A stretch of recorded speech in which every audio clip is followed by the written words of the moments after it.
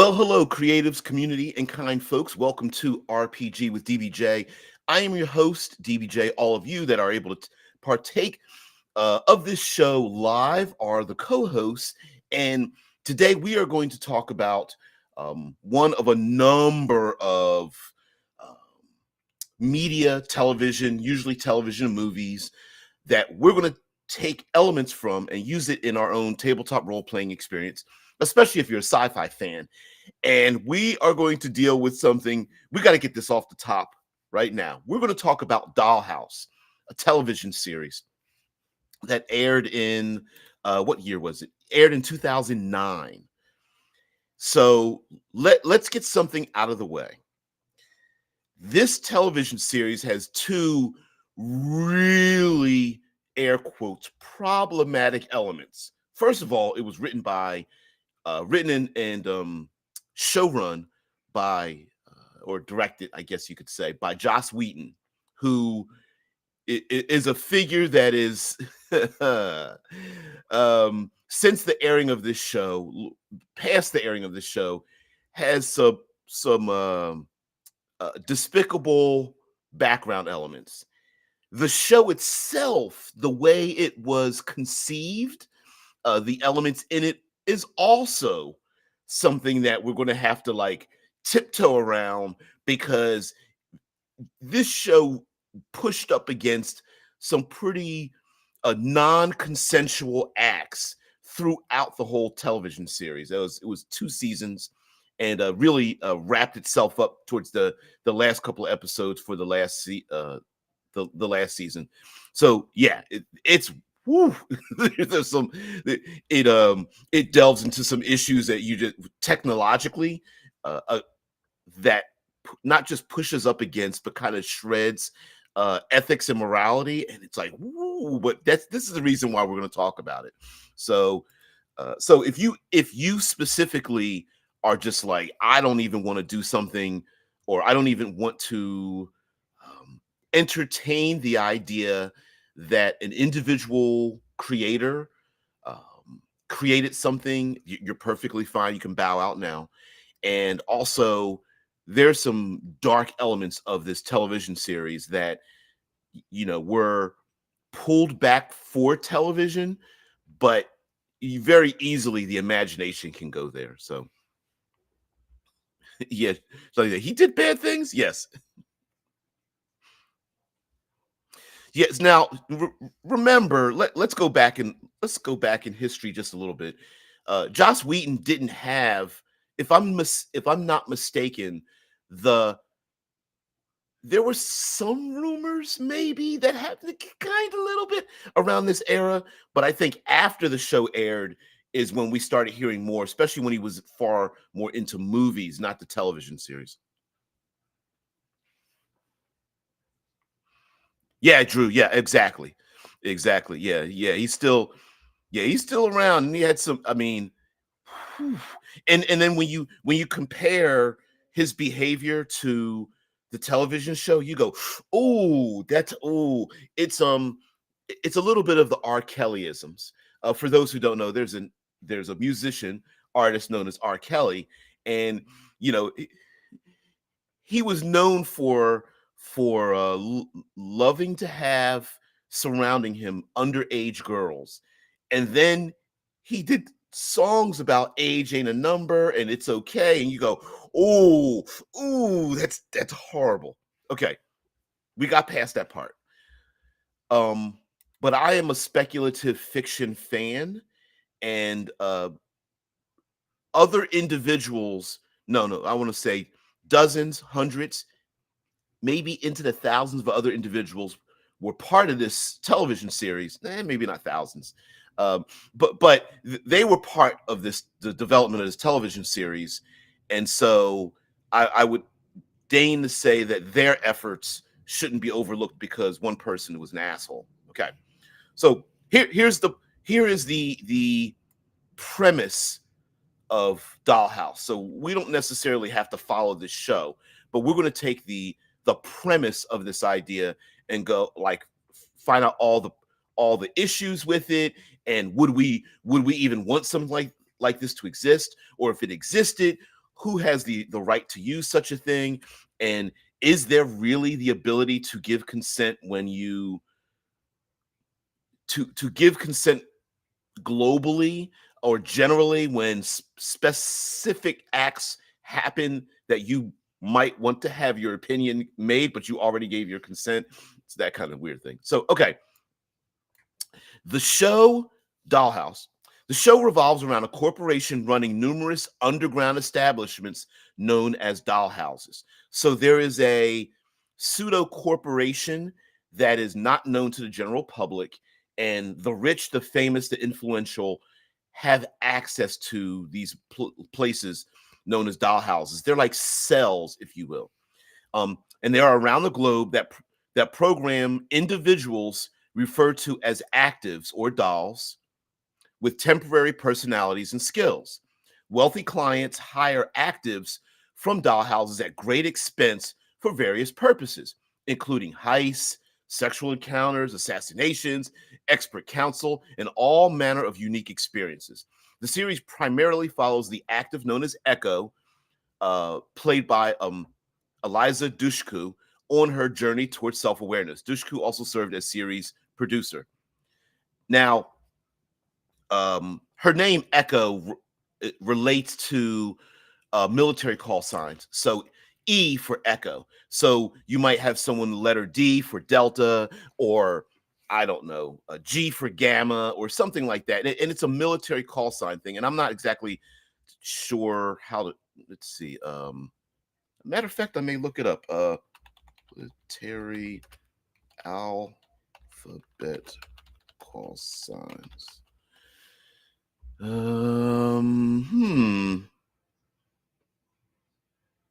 Phonetic alphabet Morse code guide. So Alpha, Bravo, Charlie, Delta, Echo, Foxtrot, Golf, Hotel, so on and so forth. Juliet, Kilo, Luna, Mike, Zulu, Sierra, because there was a character named Sierra, Romeo, Papa, Quebec. And the idea behind that is so that you don't confuse the letter alphabet. So C can sound like D, which can sound like B over static and noise and such. So if you say Bravo, it doesn't sound like any of the other. I guess it could sound like Tango, but whatever. Anyway, that is a real thing. Deadman says, check out Code 8 Part 1 and Code 8 Part 2. They can be seen on Netflix and have loads of inspirational material. I'm going to take a look at that. I did see that on Netflix, and I didn't take a look at all of Code 8. And I was like, oh, this is really cool. So when I saw Part 2 out, I was like, really? There's a Part 2? There was enough interest to make a Part 2, so that's pretty interesting. Well, so I'll absolutely check that out, Deadman. Same page. I think we're the same page. And when I say literally, I mean like this was like last night. I was like, oh, that's kind of cool.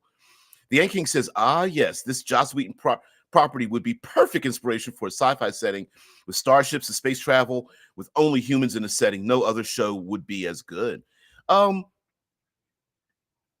Oh, cool. Hey, Shice, have a great rehearsal as well. But yeah, I definitely agree. This series is very interesting. So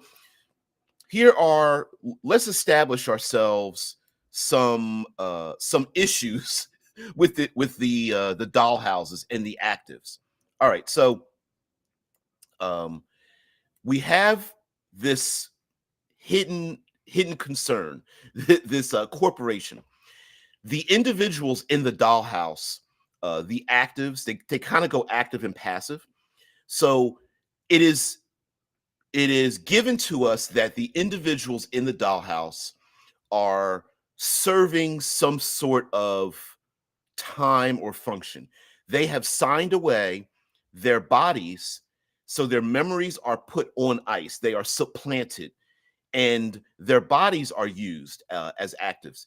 And the corporation can download in them skills. And how the show describes it is that the skills match the personality somewhat.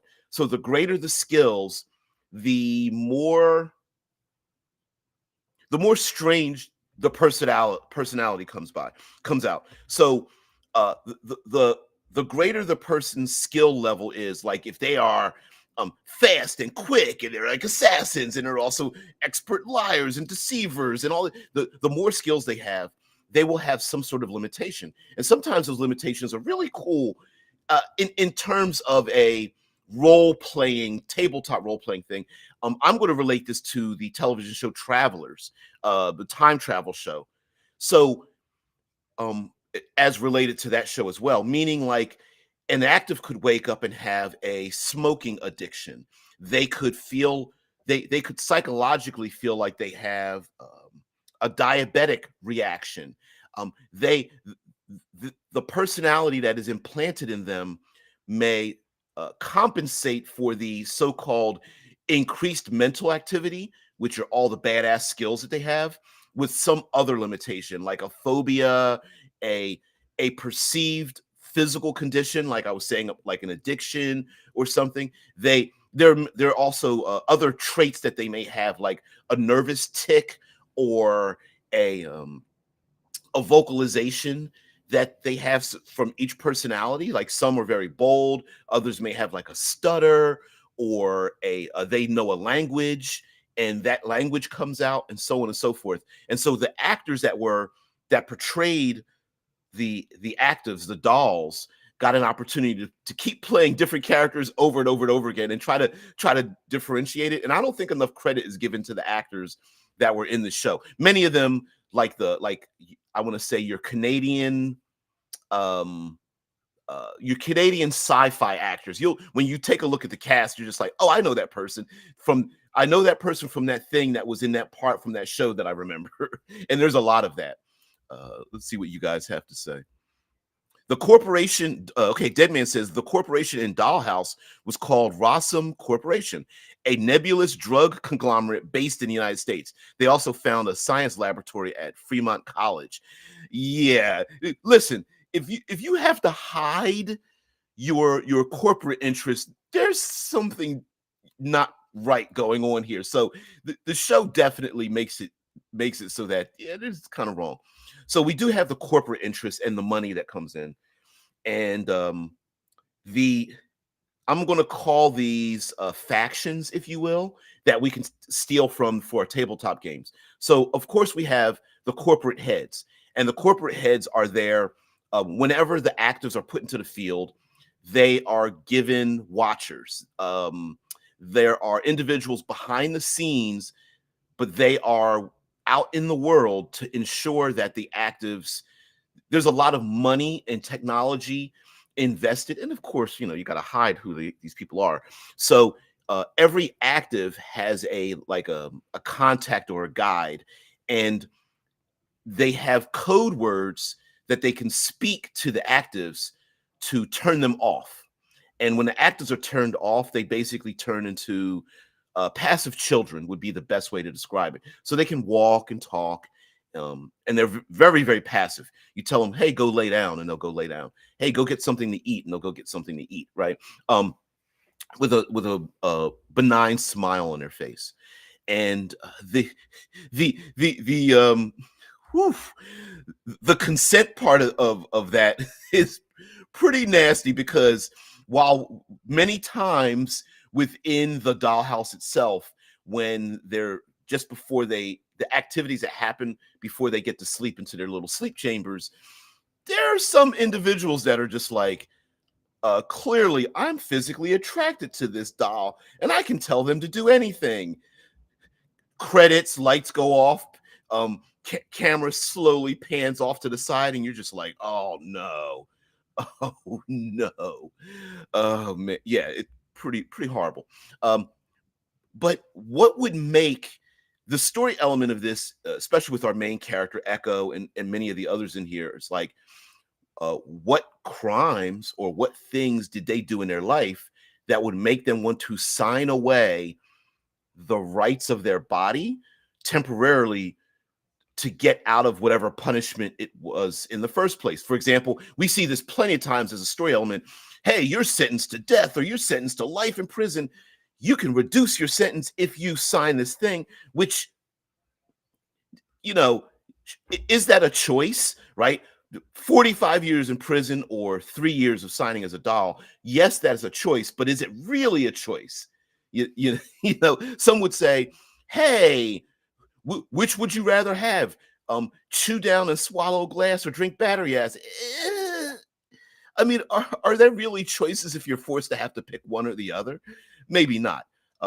Also, if some of these individuals did commit such heinous crimes, is this an appropriate punishment for these individuals? Some of the physical conditions that these individuals go through, some would say, I even in a civilized society, maybe we shouldn't do that to some of these people without their knowledge, even if they're going to wake up one day at the end of a 3-year service term and not remember it. I think they might touch their bodies and go, wow, I think there were things inserted into certain orifices. Wow, this feels odd. Why do I have all these scars on my body? Man, why does my body feel 15 years older than it should have been when I signed up for this? I've been penetrated dry and put away wet kind of thing. And it's pretty nasty. We also have the science faction. So the science faction in Dollhouse, meaning the scientists that control, manipulate, modify, fix the problems that they have with the actives because their personalities were really shoved down and supplanted. These scientists are there, and we get the idea, like the creepy scientist that just likes to use their bodies, the scientists that feel like this technology, we should be more careful with the technology. And there's also the scientists that like to manipulate the personalities and things. And so this is very much a show about where we get to see the different not personalities, but agendas and feelings about how this technology would work. Like, should it be used for therapy, or are there individuals that can solve problems? And we can't ask reasonable people to engage and to solve this problem, but what we can do is we can program an artificial personality that isn't afraid or is willing to do a thing that most people would not want to do. Drew says, oh man, Slay Industry. Okay, La Femme Nikita was a big inspiration for my longest played Slay Industry character. Yeah, La Femme Nikita is we're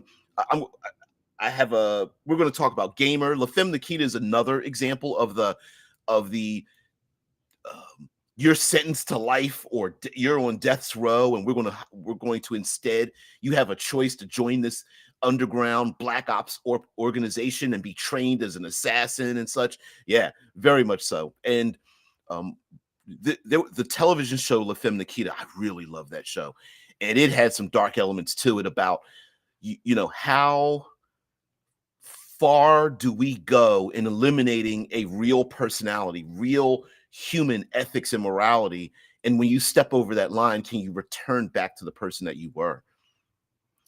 Deadman says, and Daishin Lockman plays Doll Sierra. She went on to play Rylan Kawahara, an AKA of Takashi Kovacs' sister in Altered Carbon. Yes, that's the woman. She from an Americanized eye, she has like a Australian-ish exotic accent, plus she has very she has very mixed features and such that makes her look very exotic and such from an Americanized standpoint. So, and her name is I'm butchering pronunciation of her name, Daishin or Daikin Lockman. I'm not sure, but yeah, she does end up. She's the one that plays the in Altered Carbon. She's the one that fights naked, and there are multiple copies of her. And every time her body gets slain, she instantly beams. Her personality beams and activates yet another body. She basically zips into another jacket, using terms from Obsidian Star. Her cortical stat keeps getting uploaded into another body, and another body. And I remember listening to not a podcast, but a a featurette with her talking about her learning the choreography and literally fighting with a katana, being naked in certain scenes and stuff, and how she was just like, they were like, "Do you really want to do this? You're okay?" She's like, "Yeah, I'm gonna do it." And she's like, "I don't know if I'm ready for this, but I'm just gonna accept it." And she just went full force and went into it, and they of course had to film around her nakedness, but whatever. The End King says this is just reminding me of what Wolverine and Sabretooth went through in Weapon X. Yeah, and the character Wolverine, if I'm not mistaken, and I believe even Sabretooth, has undergone a number of mind wiping events. And heck, I think there's even a little side story, like in DC Comics, Batman underwent a mind wipe at a certain point, and the mind wipe took effect, but her name is pronounced Dishon Lockman. Yeah, I know I was butchering it. Yes. And yes, I'm not going to argue the pronunciation because her name is pronounced a specific way. It's not like a bunch of random words. She does have a particular pronunciation. So apologize for that. Uh uh the other faction in Dollhouse is the clients that use Dollhouse. Whew.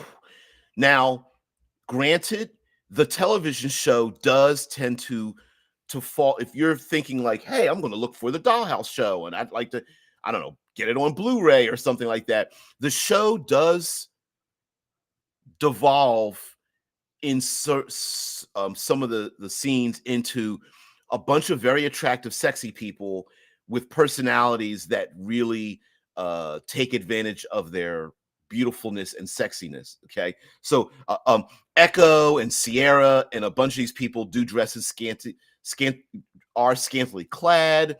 They are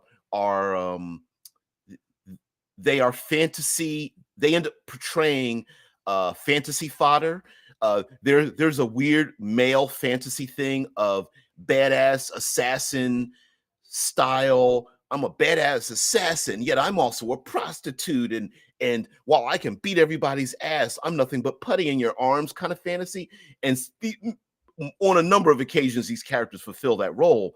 So the problem with many of the clients is that they ask for things that you would normally not want to ask for of someone unless you want to pay them lots of money in the real world, or they ask of them to be not mercenary but willing recipients of said clientele. So it's not even like modern day prostitution that they're asking for. They want these individuals to be uh, to be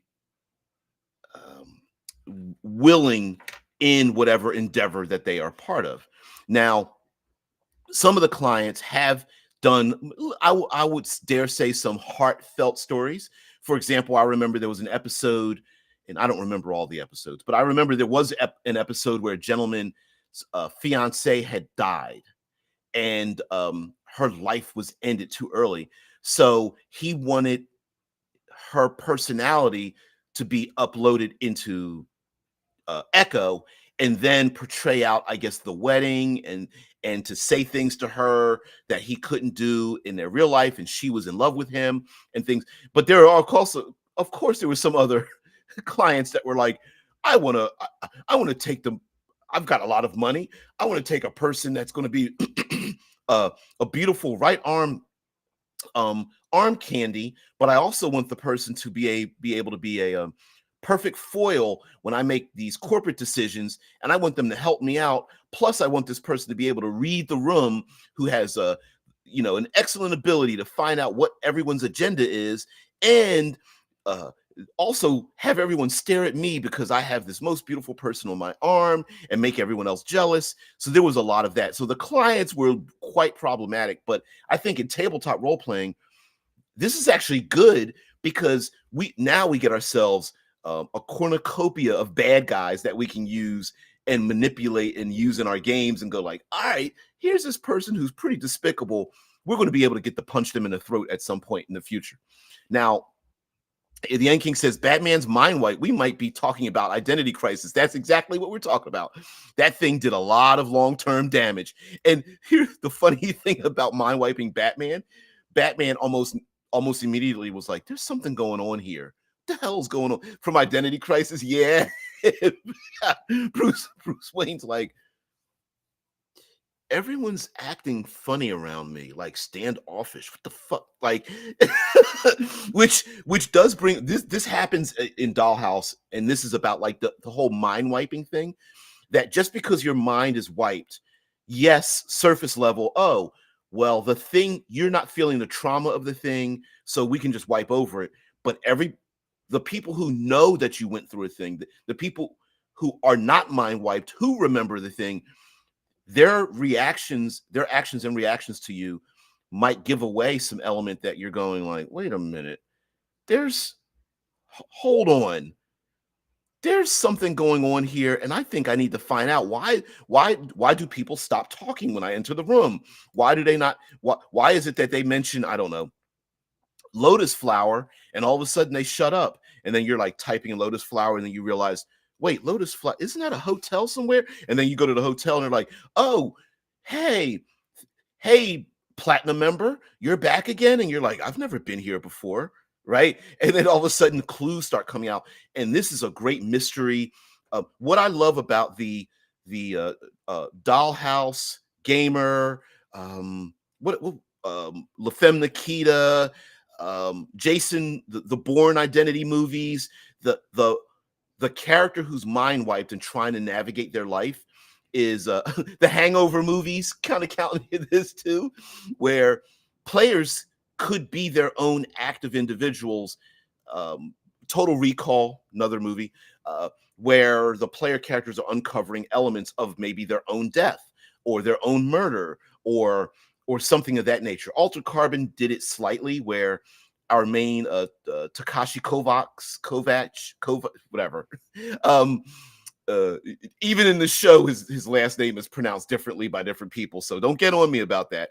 But he's pulled out of ice, cortical stack plugged into a body with a bunch of like combat modifications, and someone very rich, old ass Methuselah is like, hey, can you find out why I got killed? And please uncover it. And oh, by the way, if you solve my murder, you'll be able to keep your body instead of me putting you back on ice because I paid for you to come back out of a long-term storage and whatnot. Yeah. Anand says minds are complex too. So what exactly is being wiped? Yeah. Is it memories, instincts, values? You're right. And the television show does. Oh, the Long Kiss Goodnight. Yep. Slow clap on that one there, Drew, too. Long Kiss Goodnight. Great, beautifully done movie. I wish more were done like it. Very, very fun. That movie is so sarcastic. There's a scene in the movie where a gentleman, a retired like CIA operative guy, he's older. He's having a discussion with an older woman, I think his mom, and a dog licking itself. And it's so hilarious. Oh man. But yes, but memories. So in the show, the actives, the ones who are mind wiped, with my big giant air quotes I always like to do, some of them have behaviors that are very, very common. For example, some of the actives start hanging out with each other unconsciously. And is it like an attraction? Did these individuals actually have a relationship before they even got into the Dollhouse? We don't know. Some are displaying certain types of ethics and morality type style behavior. So they get these personalities and these skills implanted in their heads, but then when they're out in the field, they see things or smell things or have conversations or certain words are spoken to them, and their behavior changes slightly because they are reminiscing, they're remembering something. And Anand Adderlin, we had talked about the fact that memory experiences make us, and all memory is experiences with plus time, right? So the things we go through start to form who we are. And if you mess with people's memories, it can change who they were. We've seen a lot of romantic comedies and romantic uh, uh um what do you call those, comedy of error style movies where two individuals are in love and then an accident happens and they knock their head and now they don't have they've lost maybe 3 to 15 years of their life. They don't remember it. And now when they go back, they're like, "Oh, here's the romantic triangle. I actually should have been with this other person." And then, and then of course hilarity ensues as the character tries to convince them like, "Well, the reason you're not with them is because they were an asshole, but you don't remember them being an asshole. So now they've got a second chance, but I need to convince you that we need to be together even though, you know, um according to your memory, we're like oil and water. We don't mix at all and stuff."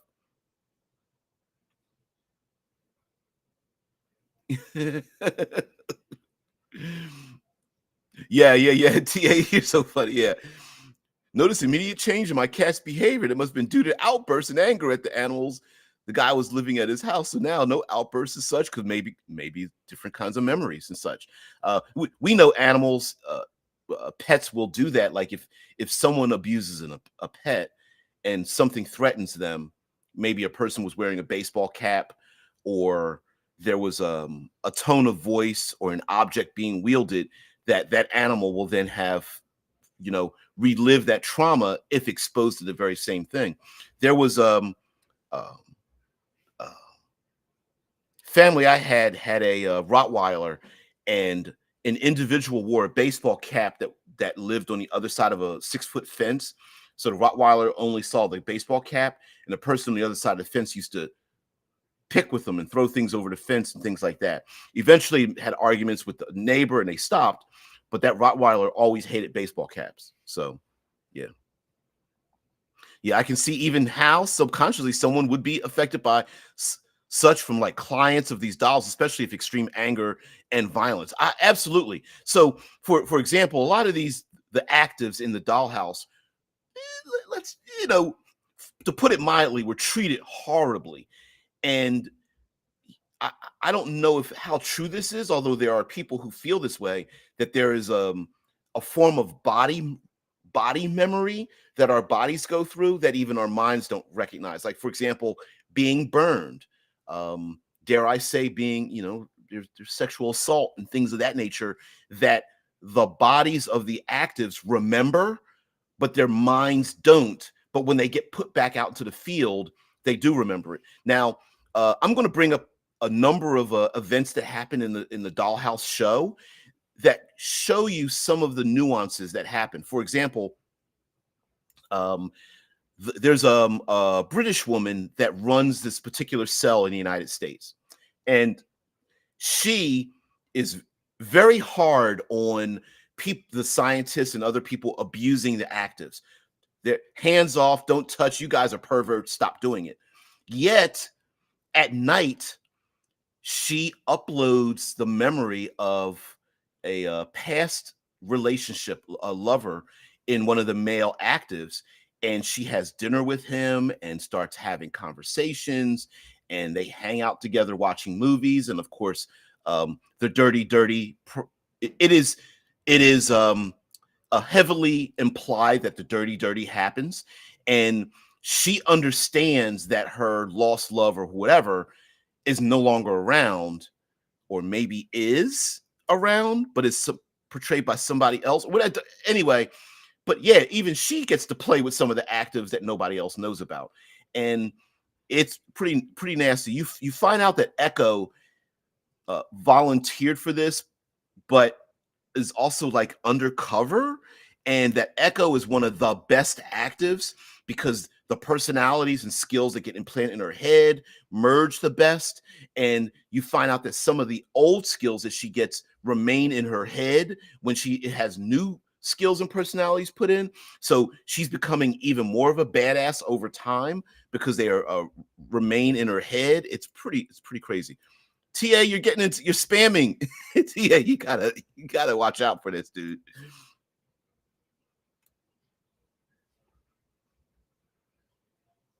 Yeah, yelling at a cat because they knocked litter out of the box can cause them to become confused and do all sorts of odd things. Yeah, like peeing on beds and things like that. Yep. Yeah, sometimes animals they're instinctual. When you punish them for their instincts, they're like, I don't know where to put my confusion. Left, right, I don't know. That's why sometimes animals will harm themselves unconsciously to make up for the trauma in their head. Yep. TA say, hey, I've been offline for you. Okay. All right. I'll give you that. I'm picking with you a bit there, too. Yeah, I'm picking with you. Oh man. So other aspects we can pull from Dollhouse, of course, are, especially if we want to run characters as dolls, is that and listen, the show Dollhouse, if you have players that in your group that have new player character syndrome, I don't know if this is a real thing, but I'm going to make it a real thing. So new character syndrome, the player constantly, every time they play the game, they always come up with a new concept for a new character they want to make for the next game. And mind you, you're like, okay, fine, you do this once or twice, it's fine. But you gotta stop making up new characters, because I've got to write my new adventures because you keep making a new character, and I made a storyline that was going to involve your old character, but now you changed, and now we have to come up with a reason why your new character is involved in the story. But listen, Dollhouse, the concept of the Dollhouse of the actives is perfect for a person who loves making new characters. Why? Because every time the active wakes up and a new set of skills and personality and traits are implanted in their brain, it's essentially like playing a new character. Now, the characters are physically the same, so they look the same, and they may have the same physical attributes, kind of, but there were many times in the show where one character is like clumsy, and then another time the character is extremely agile or accurate or observant. There was a time when one character had bad eyesight and needed to wear glasses, and then just moments later didn't need them at all, because of the psychological need to use it, and then the mind changed their body. And it was even mentioned in it, like, wait, how the character can't be diabetic? And they're like, well, they believe they're diabetic, and then it affected their blood sugar and their heart rate and their pulse and etc.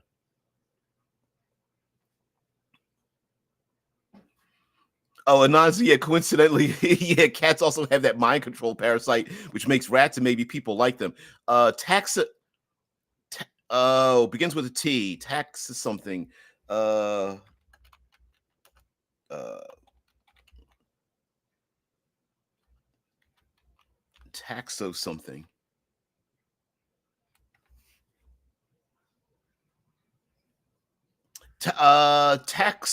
Taxonomy.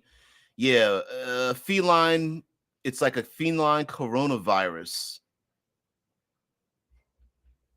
Yep. Mm-mm-mm. Yeah, and it's spread by rats and kitty litter. So it's something like taxoplasmosis. There it is. Thank you, dead man. Yeah. I threw that in a supplement I wrote for fifth edition. Yeah, and the tabaxi were actually immune to it, but they spread it in their offal. Mm-mm-mm. I don't know. I'm not sure, TA. I have to think about your reference. So, the technology used in the Dollhouse, the mind wiping and things of that nature, you get the idea that this possibly could be used forcefully on someone. So someone could be kidnapped, and the the power the person's mind could be removed from their body. Although in the show they don't really have, it's really strange how they do it, because the mind isn't necessarily removed from the body, but they're able to make copies. But someone could literally be kidnapped. Someone, let's say they have nuclear launch codes, because we love ourselves some nuclear launch codes in our as a MacGuffin. That person could be kidnapped, mind copied, or mind wiped. then their mind could be taken and used for something else, and then their body could be returned back to where they came from, and then the kidnapping could be deleted from their memories, but we still have a copy of that person's brain, and that could be pretty dangerous for a criminal organization, for the rest of the population, because here's an individual who has access to who has access to knowledge, and we don't know that they have access to that very knowledge, and the player characters may have to uncover like an individual who's like, I have headaches and I don't remember this thing, and the PCs are like, oh no, here's the scientist that has the nuclear launch codes, who has them now, also, as depicted in a lot of these mind wiping type of shows, being recognized when you have no memory of an NPC, but the NPC seems to have a memory of you and how to deal with that. What's the other movie? Memento. The person that has no ability to establish short-term memory. You have this effect where, is that NPC lying to me, or did I really have a relationship with this person? And if I did have a relationship with this person, are they playing me to get revenge on me about something that even I don't remember? Oh, TA's talking about Split, the movie Split. Yeah. Was that not what the multi-personality disorder horror movie in the Unbreakable universe about? Split, yes. Oh, I couldn't remember. I was like, what? Yeah, Split. With a character that had a number of different personalities and was physically changed when each personality would take over. And then, of course, in the acting, one personality pretended to be another personality, which was really strange and stuff. Yeah. Split was an excellent movie, to be honest with you. Maybe what was the last movie? It was Unbreakable, Split, and oh wow, I can't even remember the name of the last one. Mr. Glass or Glass. I can't remember. But yeah. Actually kind of a good, unfortunately, it was an M. Night Shyamalan movie, which is funny because he's like super hit or miss, but I like that universe too. I like that universe. McAvoy running on all fours like an animal.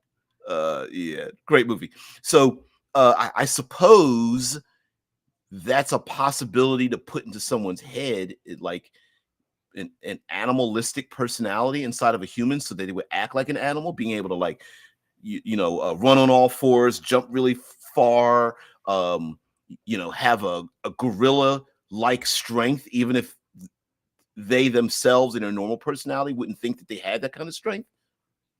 Yeah, shabalama ding dong. Shamhammer, yeah. Yeah. I remember calling that. That's unfortunate, but yeah. So, what I love about the another thing that we can absolutely steal from the Dollhouse is the Black Ops version of it. Why are they secret? Keeping the secrets, portraying different characters that have different personalities and skill sets.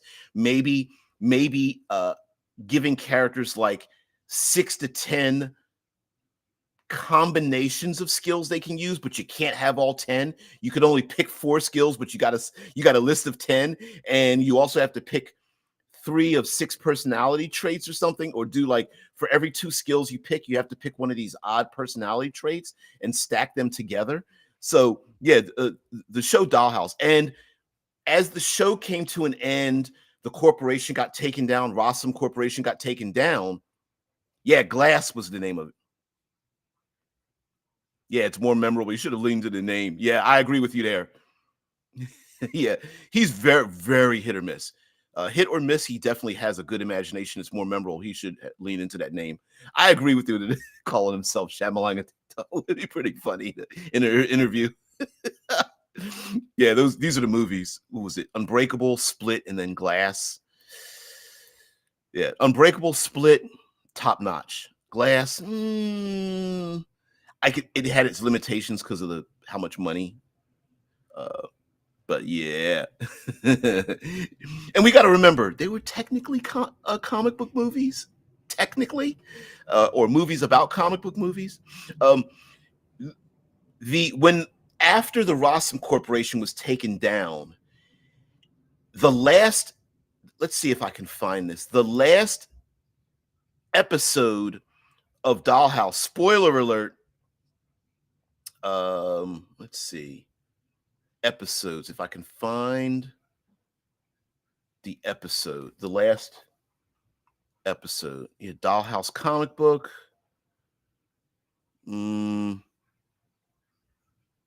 All the different characters.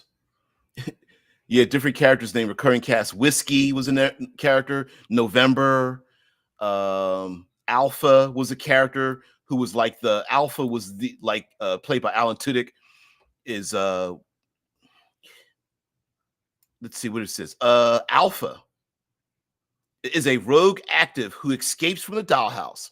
Prior to the events of the series, an accident caused a composite event in which 48 personalities are simultaneously imprinted in Alpha, along with all the associated memories and skill sets, creating a Gestalt personality.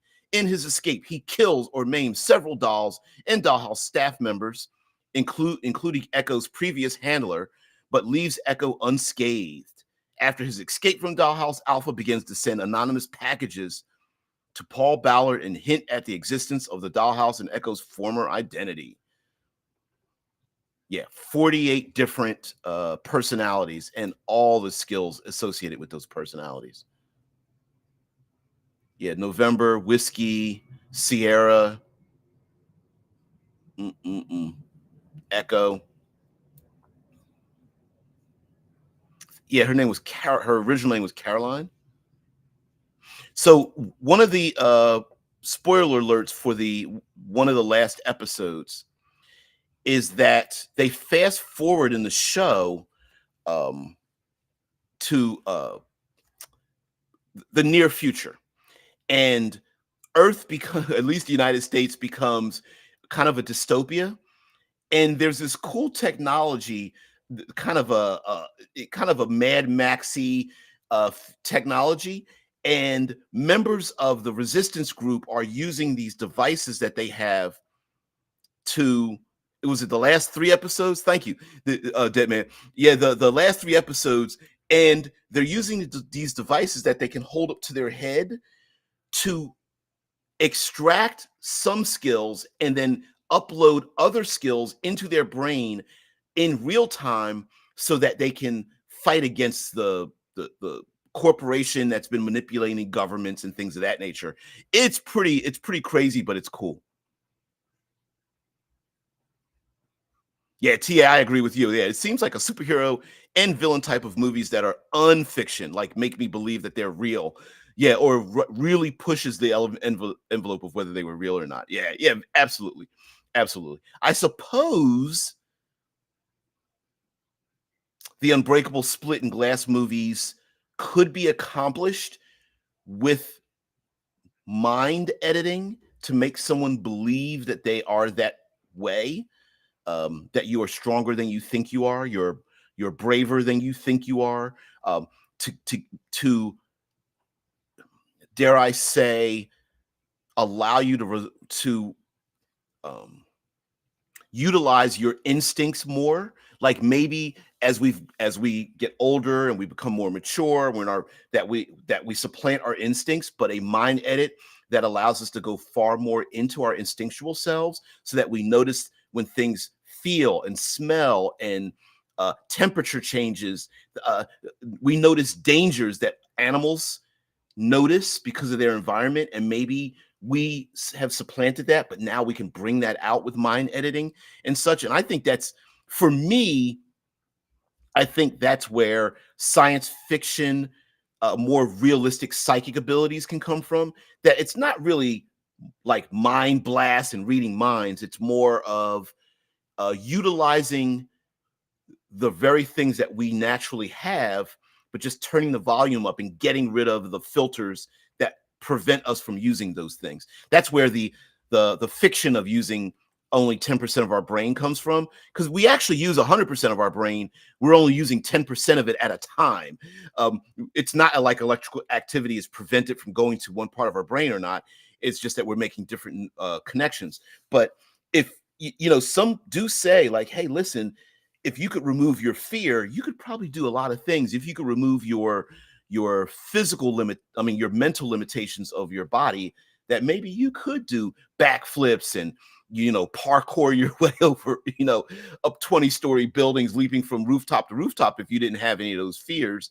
And also maybe even having an endurance level that where you could push yourself above and beyond, because a lot of endurance techniques are mental.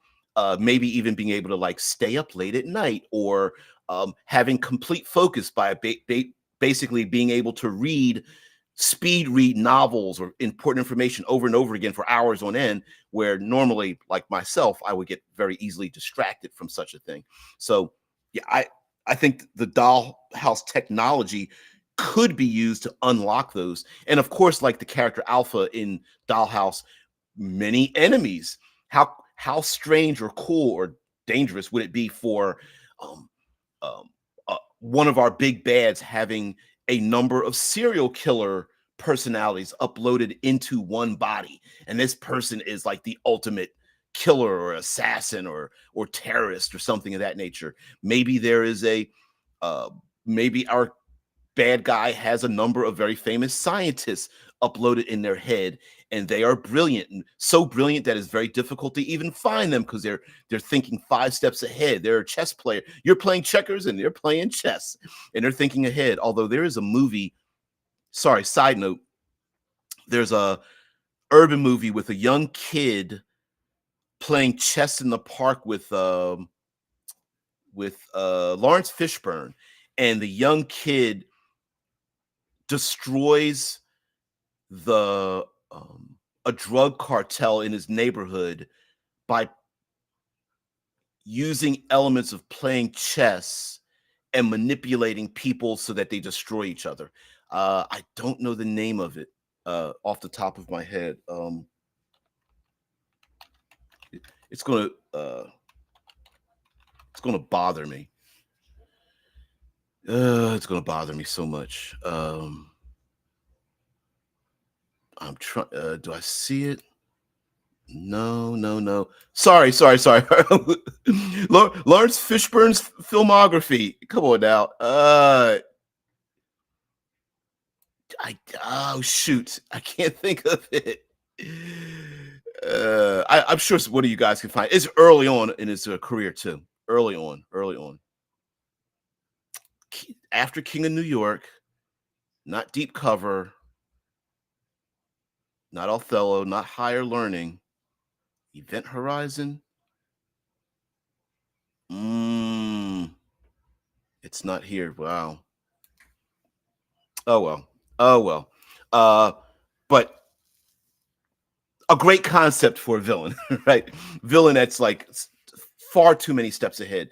Something that happens in post-humanism with cortical stacks and mind editing and mind transference and things of that nature are the idea, and this works in favor of our tabletop role-playing experience, especially with bad guys.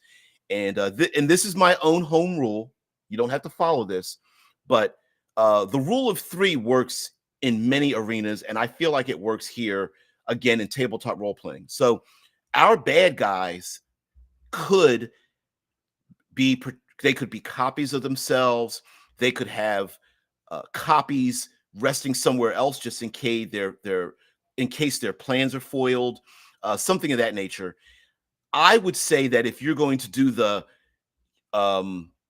if it wasn't for you meddling kids, I'd have gotten away with it method, where the heroes stop the bad guys, but oh no, there's a copy of themselves, or this is just a copy of themselves. They exist somewhere else. This happens in Marvel comics with the Doctor Doom and his Doom bots, right? Every time they stop Doctor Doom, lo and behold, well, it's a Doom bot. The real Doctor Doom is still alive somewhere else. You, in a role-playing game, don't play that gotcha card more than twice.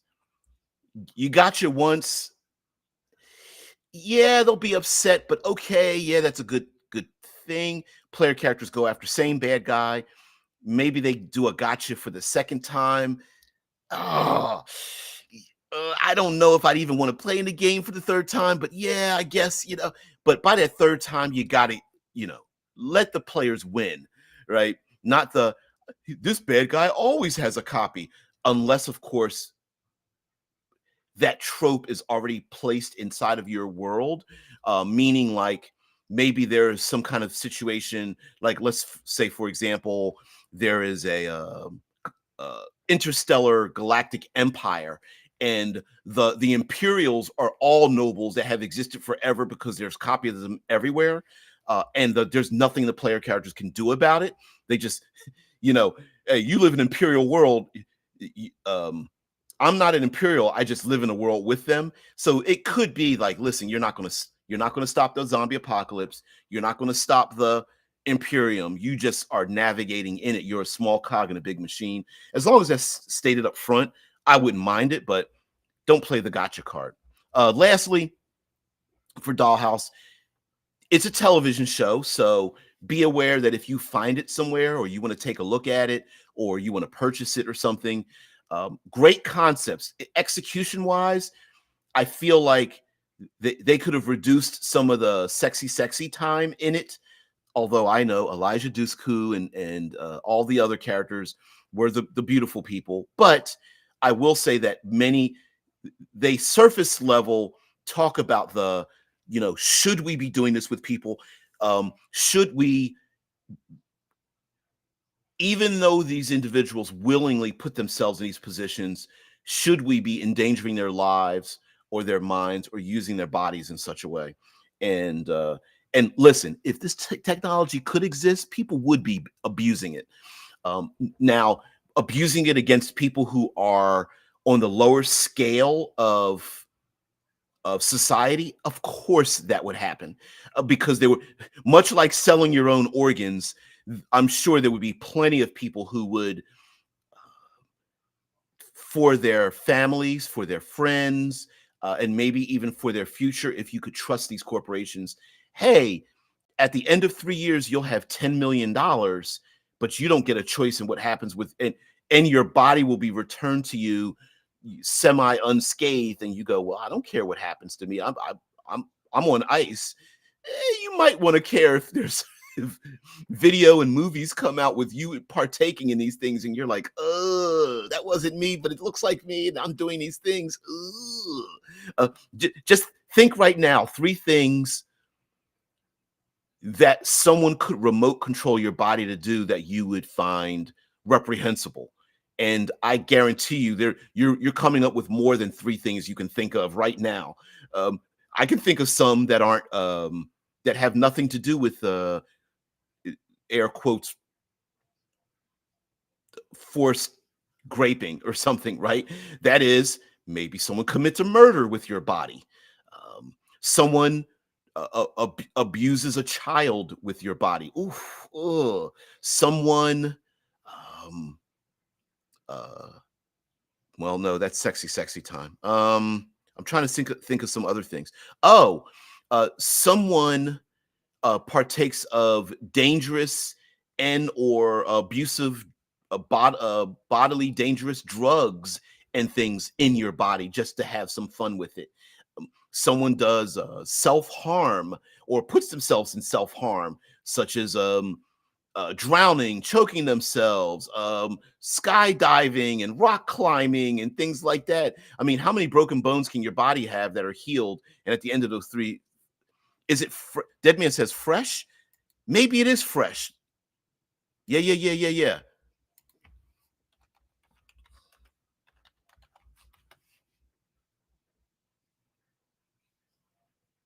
2022. No, not the 2022 movie. Mm-mm. There we go. A 12-year-old drug dealer who finds himself trapped in a web of poverty, corruption, and racial tension in Brooklyn, New York. That's the one. That's the one.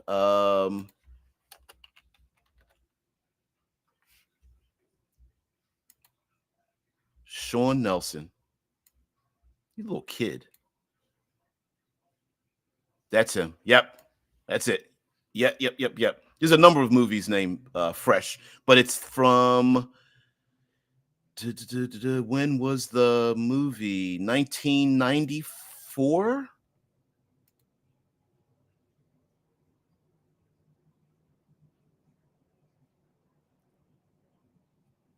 Yeah. Fresh is very much a writer's movie, character based and character driven.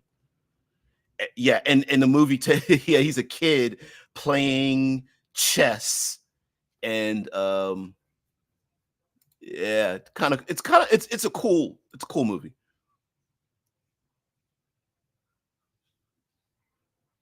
Mm-mm-mm, mm-mm-mm. Sorry, thank you there, Dead Man. I appreciate that.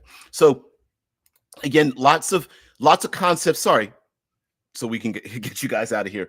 Lots of concepts in the television show, Dollhouse. Problem problems with the creator and writer today. Um, there were rumors back then, so yes, that the I'm surprised the show even got on the air. But Joss Whedon was the man's man at the time, so they probably gave him carte blanche to create what he wanted. Looking at the behaviors of the creator versus the show, you go, ugh, maybe he was trying to live out maybe his own thing. Yeah, Training Day yeah, this is chess, this ain't checkers. Yeah, yeah, Training Day. That's where I got that from too. Yeah, Training Day. Training Day is a tight movie. When I say tight, like tightly scripted, there's elements in the beginning of the movie that pay off at the end of the movie that you hear about, like in the background and the dialogue and stuff and things that happen. Yeah. Oh yeah. And I'm not even talking about the wallet in the back pocket of our rookie cop that is about to get his head blown off with a shotgun. I'm not even talking about that part. There's some other things in it. Yeah, that's pretty cool. So, many of the concepts about, especially about, I think this is a difficulty in role playing that we can get over, but the idea of creating a character that doesn't have whose personality and even skill set is written in fluid, not concrete, that hey, I've got 10 skills, but I can only have 4 of them at any moment. Which skills do I pick? And oh, here's 2 to 5 other personality traits that I mix and match. How do I do it? I hinted at the television show Travelers. Um, Very quickly, time travelers in the future beam their minds into the past to save the future, and they end up getting into the bodies of various individuals, and some of those individuals have uh, histories and habits that the people in the future don't have. And there's an interesting this is early in the show. There's an interesting interaction where one of our main characters has a heroin addiction, and to get the mission done, they don't have any discussion of heroin's bad, you need to get off heroin. They're just like, listen, we need to go out and get you heroin to get you back on track because we need you to do this operation. And they were literally gaming the game. And I like the idea of gaming the game. In other words, like trying to do the optimal thing to navigate around a problem, and player characters being able to do that. And I like the idea of doing that. Fresh was Samuel L. Jackson, not Lawrence Fishburne. Really? Then my mind, then I am absolutely misremembering something, because I remember Lawrence Fishburne being a chess player in a movie. So it is a this is why having perfect memory and being able to go back, if I had one of those little devices in my head and I kind of go back in time, I'd be like, wait a minute, he wasn't in that movie. And I go back and realize, like, well, yeah, he was. Yes. On it being real, I'm thinking Neuralink that Elon Musk is working on as a possibility further proves he is not only Tony Stark, he is Otto Octavius. Yeah. Ooh, yes. So the idea of Neuralink is connecting our brains into our technologies directly. And if Dead Man is, because I'm not disputing you there, Dead Man. If Dead Man is right, that I'm misremembering something, maybe I don't want my brain hooked up to a thing. Because how many arguments would we have with our own technology? Like, no, I was wearing a blue shirt, and your technologies, no, you were wearing green. No, it was blue, green, blue, green. or or how do I say this? I wonder. Here's a question before we get out of here about memory. When we experience something, we hear, see, feel anything in our environment 24 hours a day, sleeping, awake, whatever.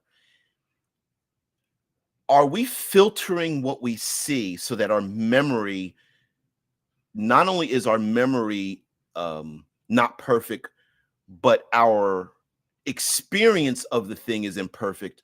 Or do we see, hear, feel, is our sensory organs, are our sensory organs not linked to our memory? So if we were to see something that's the color blue, that no matter who or what, where we are, if we saw the color blue, do we all see the color blue, but then our memory changes it in our head? Or do we see the color green, remember it as green, but it was really blue? So I don't know.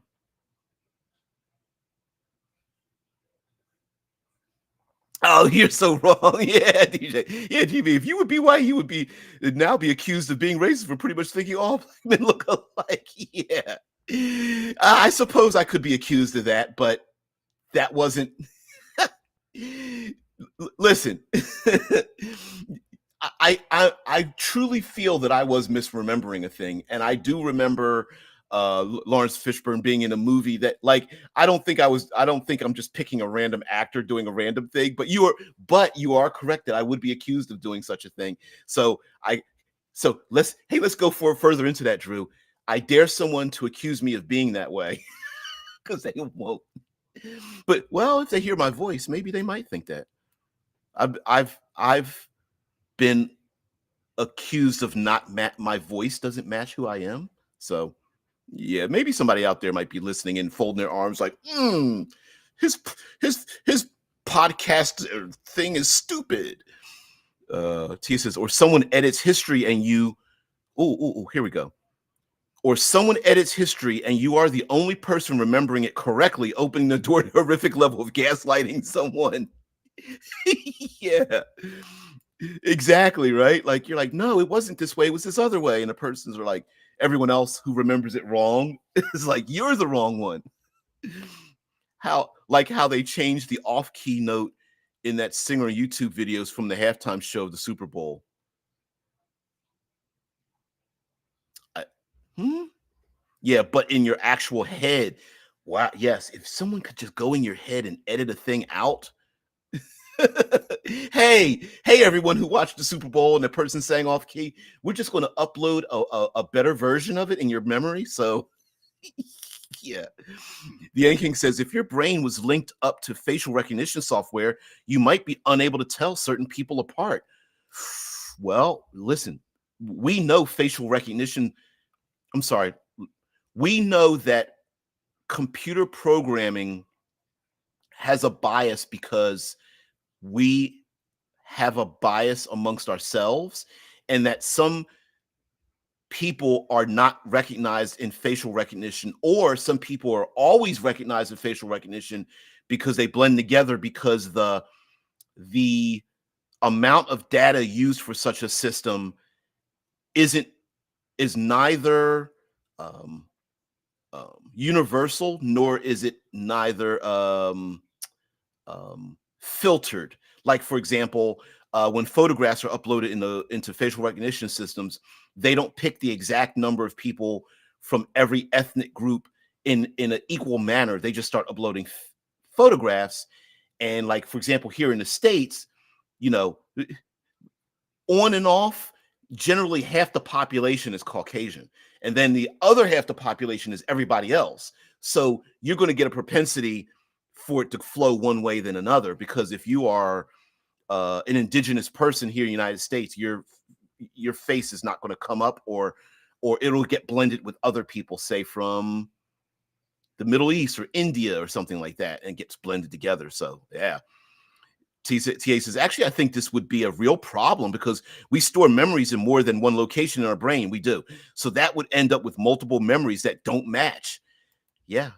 Yeah. And the way we access our memories isn't normal.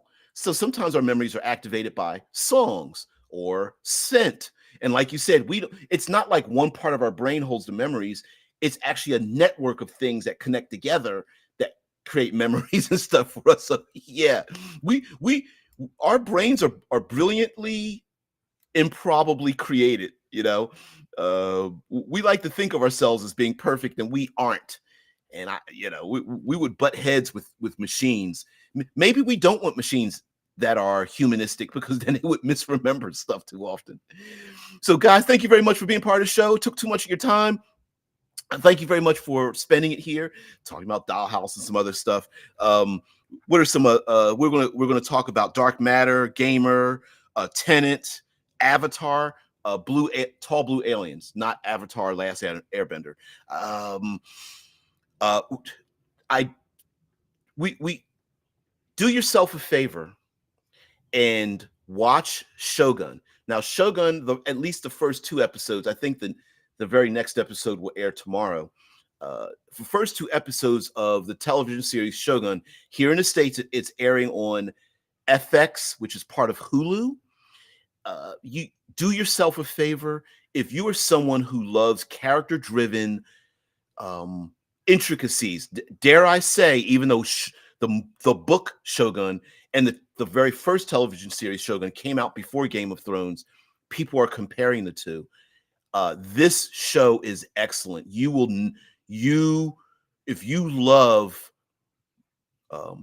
ancient Japan and the intricacies of the different warlords and their houses and stuff, this is a great show. I have my dog-eared book, the original Shogun book by Cavell.